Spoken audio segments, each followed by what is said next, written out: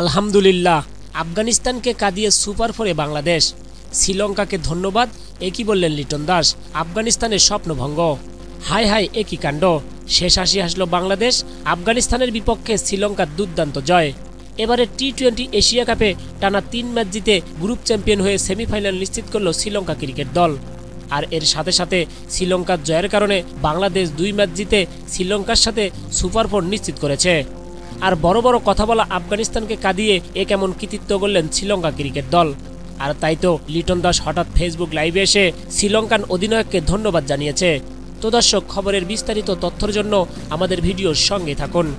কাগজে কলমে ম্যাচটা আফগানিস্তান বনাম শ্রীলঙ্কার না থেকেও যেন ছিল বাংলাদেশ ক্রিকেট দল।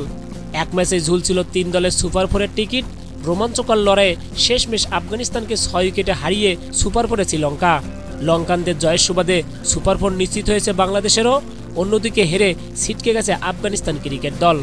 এশিয়া কাপে বি গ্রুপ থেকে বাংলাদেশ ও আফগানিস্তান 2 দলের 3 ম্যাচের ভেতরে 2টি করে জিতেছে।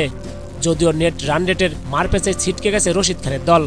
আজকের ম্যাচে প্রথমে ব্যাট করতে নেমে আফগানিস্তান 177 রানের টার্গেট দেওয়ার পর বাংলাদেশের সমীকরণটা ছিল এমন, শ্রীলঙ্কা এই রান তাড়া করে জিতে, নয়তো 101 রানের মধ্যে অল আউট হতো।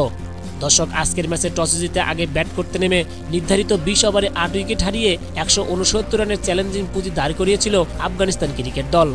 মাত্র 22 বলে দলের হয়ে সর্বোচ্চ 60 রান করেছে মোহাম্মদ নবী। জবাবে ঝড় তুলে কুশাল মেন্ডিসও 52 বলে 74 রানের অপরাজিত ইনিংস যেন সব আলো কেড়ে নিয়েছে।